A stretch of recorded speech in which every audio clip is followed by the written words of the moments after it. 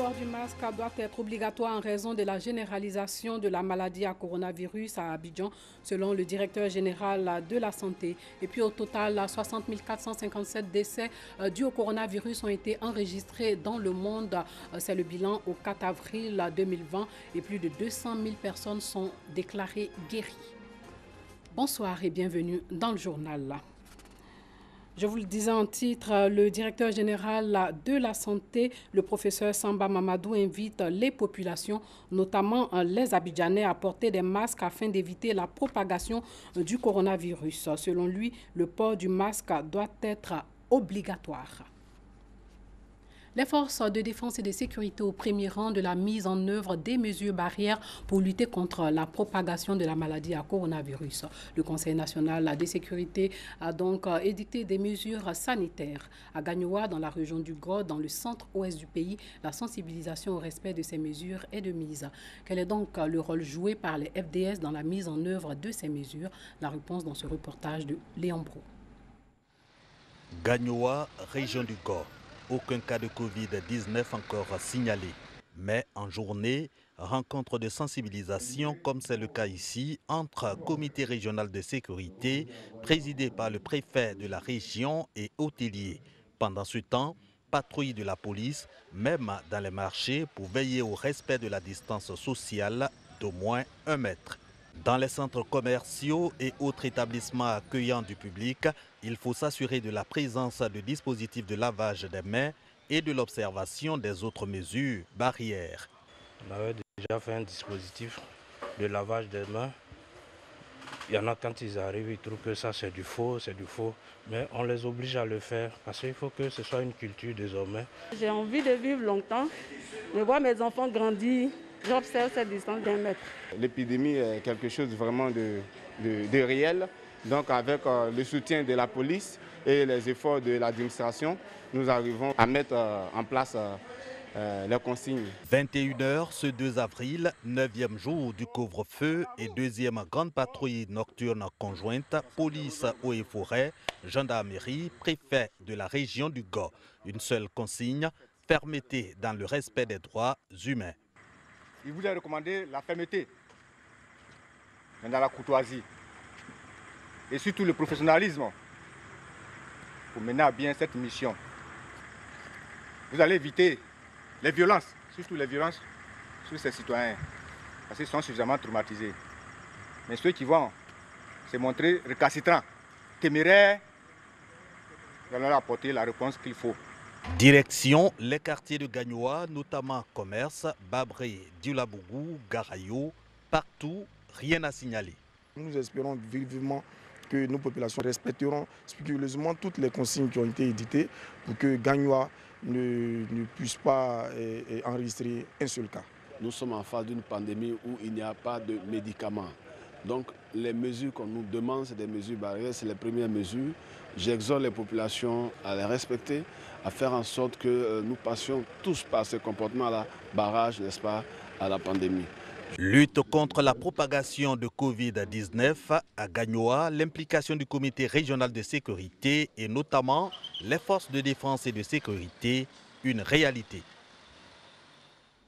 La crise sanitaire suscite un élan de solidarité de tous.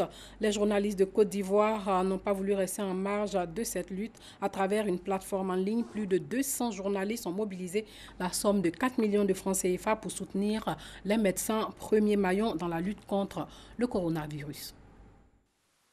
Les journalistes de Côte d'Ivoire mobilisent des fonds pour soutenir l'action des médecins dans la lutte contre la maladie à coronavirus. Un élan de solidarité qui vient appuyer les efforts du gouvernement pour éradiquer dans le pays la pandémie du Covid-19. L'appel a été lancé à partir d'une plateforme en ligne où plus de 200 journalistes ont apporté leur contribution. Nous avons mobilisé 4 millions. C'est un premier geste que nous avons donné aux médecins parce que nous pensons qu'ils sont en contact direct avec les malades et à travers toucher tout le personnel de santé. Et nous ne comptons pas nous arrêter en si bon chemin. Nous avons en ligne de mire les policiers, les gendarmes et éventuellement les militaires. Il était important pour les journalistes de Côte d'Ivoire d'apporter leur solidarité à un corps de métier qu'est le personnel soignant qui est en première ligne, qui est le plus exposé. Parce qu'il ne faut pas l'oublier, il y a beaucoup de médecins qui sont tombés, beaucoup d'infirmiers qui sont tombés et continuent de tomber chaque jour dans ce combat-là. Donc, suite à cet appel citoyen, il était important que nous venions soutenir l'ordre des médecins avec ce don. En première ligne, ce sont les médecins qu'on voit. En première ligne, ce sont les policiers et les forces de l'ordre qu'on voit sur le terrain. Et nous pensons au niveau en tant que journalistes, en tant qu'hommes des médias, de vraiment accompagner ces personnes qui sont avec nous en première ligne et surtout d'éradiquer cette maladie au niveau de l'Afrique. Les bénéficiaires n'ont pas manqué de traduire toute leur gratitude aux donateurs et réitérer leur engagement à combattre la maladie. Un don très important qui va servir à véhiculer les informations vis-à-vis des populations à l'intérieur du pays, mais aussi acquérir du matériel pour nos amis médecins qui sont au front, qui sont en contact avec les malades potentiels, afin qu'on n'assiste pas à une hécatombe au niveau du corps médical. La plateforme des journalistes de Côte d'Ivoire, en plus de la sensibilisation sur les mesures barrières prises par le gouvernement pour éviter la propagation de la maladie, entend poursuivre cette action avec de nombreux autres dons. La mairie de Cocody apporte son appui aussi à la lutte contre le coronavirus. Une équipe de la municipalité de Cocody était dans les marchés de la commune pour désinfecter les lieux. Elle a aussi remis des vivres aux populations de la plupart de ces quartiers. La mairie de Cocody fait des dons de vivres aux populations des quartiers de la commune. Les habitants des quartiers Maou, les Oliviers, Dokuy, les deux plateaux, Engré, Château ont reçu du riz, de l'huile, des pâtes alimentaires. Nous leur disons vraiment un grand merci, que Dieu vous garde, que Dieu lui donne encore plus pour revenir encore aux oliviers. Toutes les bonnes choses au maire, la passer à la jeunesse et à la population. Pour tous les maires qui le font. Bon, merci pour le geste, c'est symbolique, encore vraiment merci. L'équipe de la mairie a mis le cap sur les 14 marchés de la commune. Ces marchés ont été nettoyés et désinfectés en 48 heures. Je tiens à remercier M. le maire pour cette action, pour pouvoir vraiment nous aider dans la lutte vraiment contre ce virus. Ce que les gens sont venus faire pour nous, en tout cas c'est bon. S'ils ont pompé ici au moins une semaine, si l'odeur est passée, ça fait calmer maladie et puis on peut vendre maintenant. Ces marchés seront régulièrement désinfectés en vue de participer à la protection des populations. Les responsables de l'association des transporteurs de marchandises inter-États, eux, étaient dans la commune d'Adjamé pour offrir des vivres et faire de la sensibilisation. Pargas Rokoni. Cours de la mairie d'Adjamé. C'est le lieu choisi par l'association des transporteurs de marchandises inter-États à Temsi, Arsano et Abidjan pour offrir aux populations de cette commune des dons en vivres composés de 320 sacs de riz et de 100 cartons d'huile végétale d'une valeur de 10 millions de francs CFA. Ce don, qui vise à soutenir les habitants d'Adjamé en cette période de pandémie et de confinement, a été réceptionné par les autorités communales. Actuellement, il y a beaucoup qui, par jour, sont obligés de sortir pour pouvoir manger. Mais dans le cas où ils ne sont pas débrouillés, comment? C'est à cela que nous avons pensé pour pouvoir venir en aide à cette population vulnérable. Nous donnons pour que chacun puisse avoir quelque chose sur lui et pour pouvoir éviter cette maladie qui n'a pas de solution actuellement. Cette crise qui est là, la Covid-19, est un couteau à double tranchant. J'ai l'impression que beaucoup de gens sont en train de se focaliser seulement sur la maladie. Et il y a le côté problème économique que nous sommes en train de regarder, raison pour laquelle nous avons fait ces dons à la population d'Adjamé via la mairie d'Adjamé. Pour la mairie d'Adjamé, ce don sera distribué aux familles vulnérables de la commune en vue de leur apporter le sourire. Les autorités communales n'ont pas manqué de saluer le geste de l'association des transporteurs de marchandises inter-États Ars Noé Abidjan. C'est ce genre d'action que Adjamé cherche. Parce que nous avons des populations démunies. Nous sommes sur le terrain. On a sensibilisé les gens par rapport à cette pandémie. L'association des transporteurs de marchandises inter-États compte poursuivre ses actions dans d'autres communes du district d'Abidjan et villes de l'intérieur. Toujours dans la commune d'Adjamé, des kits alimentaires pour des familles. Cette action sociale pour venir en aide aux couches les plus défavorisées, elle a démarré dans la commune de Williamsville et va s'étendre aux autres quartiers de la commune. C'est une mère des familles heureuses qui reçoit ce jour des kits alimentaires pour subvenir aux besoins de sa famille. Commerçante dans la commune d'Adjamé, Mariam a vu ses activités ralentir depuis le début de cette crise sanitaire qui secoue le pays. Vraiment, on remercie le maire, sans oublier, sans manquer. Chacun vraiment nous a beaucoup soutenus avec ce qu'il nous a donné un peu aujourd'hui. Vraiment, nous sommes très contents pour ça. Comme elle, d'autres chefs de famille sont rentrés chez eux, les bras chargés de vivres. Vraiment, on remercie le maire par rapport à M. Chaka, vraiment de ce geste qu'il a fait pour le quartier de Williamsville et tout Adjamé. Nous le souhaitons vraiment bonne longue vie et qu'on souhaite à Dieu que la maladie coronavirus quitte la Côte d'Ivoire totalement, afin que nous ne soyons pas des victimes de cette maladie. Moi, je m'en en brousse, donc il n'y a plus de voiture pour aller en brousse. Donc actuellement, je suis à la maison. Les dons se sont bienvenus, c'est bienvenu. Ce geste est l'initiative d'un fils d'Adjamé, par ailleurs, conseiller municipal dans la dite commune. Une action pour répondre à l'appel à la solidarité du chef de l'État dans son adresse à la nation. Nous voudrions, à travers ce geste, appuyer le gouvernement de la Côte d'Ivoire qui a lancé un élan de solidarité pour aider tous nos parents à supporter cette pandémie qui frappe le monde entier et en particulier la Côte d'Ivoire. Symboliquement, compte tenu de l'actualité et des mesures sécuritaires prises par le gouvernement, nous ne pouvons excéder une trentaine de personnes. Mais c'est pour vous dire que nous avons des dons d'une valeur de plus de 7 millions de francs CFA qui seront distribués.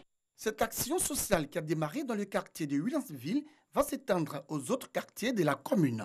D'importants dons en vivres et kits sanitaires ont été offerts aux autorités municipales par le donateur pour être redistribués aux couches défavorisées. Du côté de la commune d'Abobo, les ferrailleurs ont été sensibilisés par la tutelle à la pratique des mesures barrières prises par le gouvernement dans la lutte contre le coronavirus. Le ministre de l'Artisanat, Sidiki Konaté, en plein cœur de la casse d'Abobo. Sa présence sensibilisait les artisans ferrailleurs sur l'importance des mesures barrières prises par l'État de Côte d'Ivoire pour éviter la propagation de la maladie à coronavirus dans leur milieu. Donnez-vous la main, toutes les fédérations, faites une réunion. Vous nous dites qu'à partir de maintenant, on va commencer à sentir. Quand on vient, on doit voir des sauts ici au Carrefour. On doit voir maintenant, progressivement, des petites choses comme ça. Ça ne t'empêche pas de travailler, mais il faut mettre, ça va te protéger. Parce que le client qui t'envoie sa voiture, est-ce que toi tu sais s'il a ça ou pas? Profitant de l'occasion, Sidiki Konaté a fait un important don de vivres et de kits d'hygiène aux artisans de la part du Premier ministre Amadou Gon Coulibaly avant de les exhorter au strict respect des gestes barrières. Ce don qui a été fait par une équipe dynamique, par l'équipe de M. le Premier ministre, ce don permettra à nos artisans de pouvoir prendre conscience d'abord, d'avoir du matériel et de travailler pour faire en sorte qu'il y ait une barrière ici contre la propagation du coronavirus. Ce geste du ministre de l'Artisanat et du Premier ministre, salué par les responsables des artisans ferrailleurs qui entendent à leur tour sensibiliser leurs amis sur le terrain. Aujourd'hui, le Premier ministre fait parler son cœur à la casse. Il vient soulager la population de la casse. En tout cas, c'est une satisfaction pour nous, en tant que ferrailleurs, de savoir que les ferrailleurs ne sont pas oubliés par les décideurs. Il rassure l'émissaire du Premier ministre Amadou Gon Coulibaly. Ces dons seront distribués à tous les artisans du secteur en vue de les mettre à l'abri de cette maladie à coronavirus Covid-19.